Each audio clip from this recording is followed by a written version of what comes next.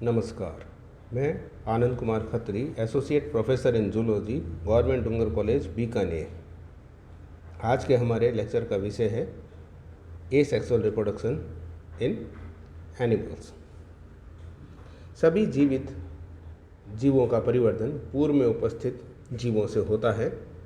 ये सभी जीव वृद्धि व परिपक्वन के लिए कई जैविक क्रियाएं करते हैं। कोई भी जीव अमर नहीं होता है, अतः जीव अपनी प्रजाति को बनाए रखने के लिए जो कुछ करता है उसे प्रजनन या रिप्रोडक्शन कहते हैं। अर्थात प्रजनन वह प्रक्रिया है जिसके द्वारा पूर्व में उपस्थित जीव नए जीव का निर्माण करते हैं। उच्च जीवों में इस कार्य को करने के लिए विशेष प्रकार के अंगों का निर्माण होता है जिन्हें जननांग कहते हैं। निम्न संघों के जंतुओं में इस प्रकार के विशिष्ट अंग अनुपस्थित होते हैं। प्रजनन की क्षमता का पाया जाना जीवित जंतुओं का एक प्रमुख लक्षण होता है। अपने समान संतति की उत्पन्न करने को प्रजनन कहते हैं। जंतुओं में प्रजनन दो प्रकार का पाया जाता है, एसेक्सुअल या सोमेटिक या कायजनन, लैंगिक या कोशिजनन जिसको बोलते हैं cytogenic sexual reproduction. Asexual reproduction अलैंगिक जनन में वे सभी प्रजनन आते हैं जिनमें जनन कोशिकाएं शुक्राणु व अंडाणु भाग नहीं लेते हैं, जैसे कि खंडन, मुकुलन, फ्रेगमेंटेशन, जेमुलेशन इत्यादि। सभी अलैंगिक प्रजनन में नए जीवों का निर्माण पुराने जीवों के भागों से होता है। कायजनन प्रजनन हमेशा अनिषेक जनन या अलैंगिक होता है। अलैंगिक जनन के प्रकार। जंतुओं में अलैंगिक प्रजनन निम्नलिखित प्रकार का पाया जाता है। पहला, फिशन या खंडन। खंडन एक प्रकार की क्रिया है जिसमें जीव दो या दो से अधिक भागों में विभक्त होता है एवं प्रत्येक भाग नए जीव में परिवर्तित होता है। इस क्रिया को आर्किटोमी भी कहते हैं। निम्नलिखित प्रकार का खंडन पाया जाता है। ए, बाइनरी फिशन, द्विखंडन। यह सबसे सरल प्रकार की विधि है जिसमें एंड अमीबा व अमीबा में पाई जाती है। इसमें पूरा अमीबा एक सामान्य कोशिका के समान समसूत्री विभाजन द्वारा दो संतति अमीबाओं में बढ़ जाता है। द्विखंडन में वही सभी प्रावस्थाएं होती है जो सामान्य कोशिका की समसूत्री विभाजन में होती है, अर्थात प्रोफेज, मेटाफेज, एनाफेज, टीलोफेज व अंत में साइटोकाइनेसिस।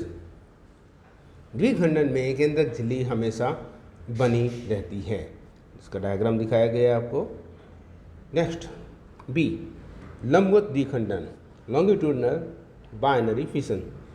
इस प्रकार का द्विखंडन युग्लिना, ट्रिपनोसोमा आदि में पाया जाता है। लंबवत द्विखंडन में भी समसूत्री विभाजन द्वारा युग्लिना दो पुत्री युग्लिना में विभाजित हो जाता है, परंतु इसमें विभाजन खांच अनुदैर्ध्य होती है, अर्थात अग्र सिरे पर प्रकट होती है एवं केंद्रक समसूत्री विभाजन में जाता है। डायग्राम में शो कर रहा है। नेक्स्ट, सी, अनुप्रस्थ द्विखंडन, ट्रांसफर बाइनरी फिशन। इस प्रकार का विखंडन सीलिएट प्रोटोजोन्स में पाया जाता है। इस प्रकार के विभाजन में शरीर पहले लंबाई में वृद्धि करता है एवं बाद में मध्य भाग संकरा होना प्रारंभ होता है। इसके पश्चात केंद्रक समसूत्री विभाजन में जाता है। केंद्रक झिल्ली विभाजन के दौरान विलुप्त नहीं होती है। अंत में साइटोकाइनेसिस प्रक्रिया के परिणाम स्वरूप दो पुत्री कोशिकाएं बनती है। एग्जाम्पल इसका paramecium. D, repeated binary fission, लगातार द्विखंडन। इस प्रकार के विभाजन में केंद्रक व कोशिका द्रव्य समसूत्री विभाजन में जाता है, परंतु विभाजित काय अलग नहीं होते हैं। ये तब तक अलग नहीं होते हैं जब तक कि समसूत्री विभाजन रुक नहीं जाता है। इसका एग्जाम्पल है क्लेमाइडोमोनास। मल्टीपल फिशन, ई, बहुखंडन। इस प्रकार के प्रजनन में एक कोशिकीय जंतु अपने अधिकतम परिमाप को प्राप्त कर लेता है एवं उसके पश्चात उसका केंद्रक समसूत्री विभाजन में जाता है, जिससे 1 से 2, 2 से 4, 4 से 8, फिर 16, 32 इत्यादि केंद्रक बनते हैं। केंद्रक विभाजन के तुरंत बाद कोशिका द्रव्य का विभाजन नहीं होता है। इस प्रकार जनक का शरीर बहुकेंद्रकीय बन जाता है। इसके पश्चात कोशिका द्रव्य उतने ही टुकड़ों में बंट जाता है जितनी संतति केंद्रकों की संख्या होती है।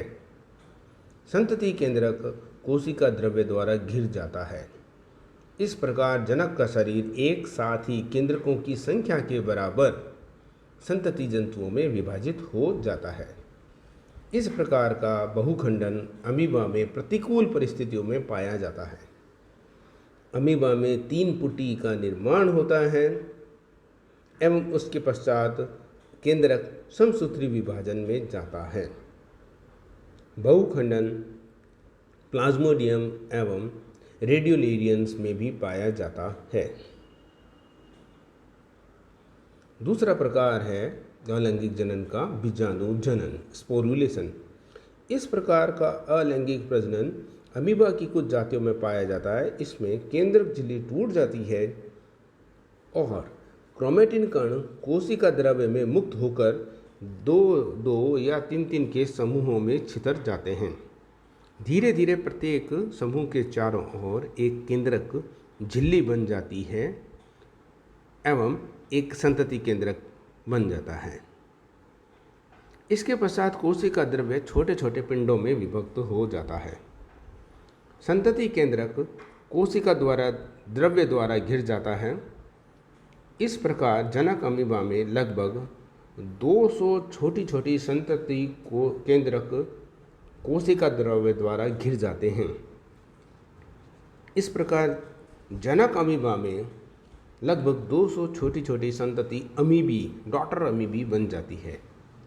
प्रत्येक नन्हे अमीबा की कोशिका द्रव्य का बाहरी स्तर कड़ा होकर एक बीजाणु आवरण बना लेता है। इस प्रकार इन नन्हे अमीबी को बीजाणु भी कहते हैं, स्पोर्स।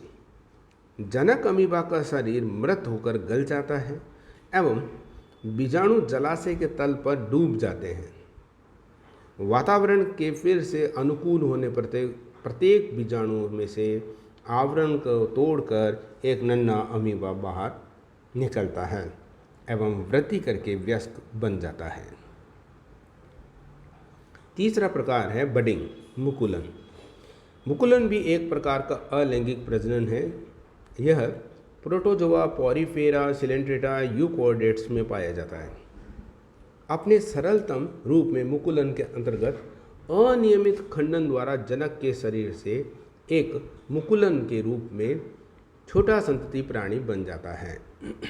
यह अलग होने के पश्चात वृद्धि कर पूर्ण वयस्क में परिवर्तित हो जाता है। साधारण मुकुलन, मोनोटोमिक बडिंग के अंतर्गत जनक द्वारा एक समय में सिर्फ एक मुकुल बनता है, एग्जाम्पल वॉटिसेला। जबकि बहुमुकुलन, मल्टीपल बर्डिंग में एक साथ कई मुकुलन बनते हैं, उदाहरण सक्टोरिया। मुकुलन 2 प्रकार का पाया जाता है। पहला है बहिर्जात मुकुलन, एक्सोजिनस बडिंग। इस प्रकार के मुकुलन में मुकुल शरीर की बाहरी सतह पर बनते हैं। मुकुल के आधार भाग की भित्ति धीरे धीरे दबती जाती है एवं अंत में यह मात्र भित्ति से अलग हो जाती है एवं स्वतंत्र जंतु बनाती है। इस प्रकार का मुकुलन हाइड्रा व स्पॉन्जेज में पाया जाता है। दूसरा प्रकार है अंतर्जात मुकुलन, एंडोजीनस बडिंग। इस प्रकार के मुकुलन में मुकुल का निर्माण जनक के शरीर के भीतर होता है।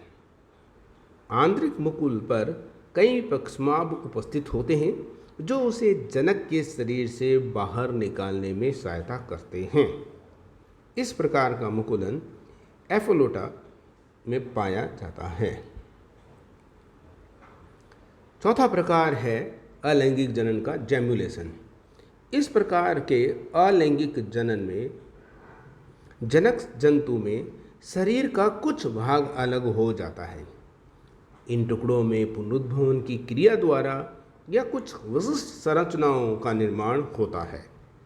इन्हें जैम्यूल्स कहते हैं। जैम्यूल में कई सुरक्षात्मक अनुकूलन पाए जाते हैं, जैसे आवरण, पुट्टिका इत्यादि। जैम्यूल्स प्रतिकूल परिस्थितियों में काफ़ी लंबे समय तक जीवित रह सकते हैं। जैम्यूल में गोल जीवित कोशिकाएं पाई जाती हैं। अनुकूल परिस्थितियों के लौटने पर ये कोशिकाएं माइक्रोपाइल नामक छिद्र से बाहर निकलकर नए स्पॉन्जेज का निर्माण करती हैं। जैम्यूल्स का निर्माण अलवणजलीय स्पंजों में पाया जाता है। नेक्स्ट, 5वां अलैंगिक जनन का प्रकार है प्लाज्मोटोमी। यह एक विशिष्ट प्रकार का द्विखंडन है जिसमें कोई बहुकेंद्रकीय प्रोटोजोआ दो या अधिक प्रकार के छोटे बहुकेंद्रकीय संतति प्राणियों में विभक्त होता है। नई बनी संतति प्राणी में केंद्रकों की संख्या जनक से कम होती है, लेकिन नई बनी संतति के केंद्रक उसके पश्चात विभाजन में जाते हैं तथा जनक के समान केंद्रक बना लेते हैं। प्लाज्मोटोमी द्वारा विभाजन माइसेटोजोआ, प्रगुही, मिक्सोस्पोरिडिया एवं ओपेलिना में पाया जाता है। छठा प्रकार है अलैंगिक जनन का खंडन, फ्रेगमेंटेशन।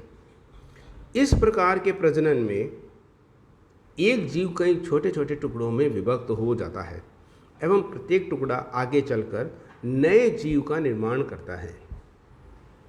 इस प्रकार का अलैंगिक जनन समुद्री एनीमोन, सी एनीमोन में पाया जाता है। 7वां प्रकार है अलैंगिक जनन का पुनरुद्भवन, रीजनरेशन। सभी जीवों में नष्ट या क्षतिग्रस्त हुए किसी भाग को फिर से ठीक होने या बदलने की क्षमता होती है, चाहे वो हानि प्राकृतिक हो या कृत्रिम रूप से। शरीर के नष्ट हुए भाग का फिर से ठीक होना या नया बनने की प्रक्रिया को पुनरुद्भवन कहते हैं। पुनरुद्भवन एक महत्वपूर्ण जैविक क्रिया है। यह 2 प्रकार का होता है, अर्थात शरीर क्रियात्मक पुनरुद्भवन, फिजियोलॉजिकल रीजनरेशन, एवं पूरक क्षतिपूर्ति पुनरुद्भवन, रिपरेटिव रीजनरेशन। मॉर्फोलेक्सिस पुनरुद्भवन एक प्रकार का अलैंगिक जनन है। इसमें हाइड्रा या प्लेनेरिया को कई छोटे छोटे टुकड़ों में काट देते हैं, तो इसका प्रत्येक टुकड़ा नए हाइड्रा या प्लेनेरिया में परिवर्तित हो जाता है। इस प्रकार का परिवर्धन निम्न संघों के जंतुओं में ही पाया जाता है। धन्यवाद।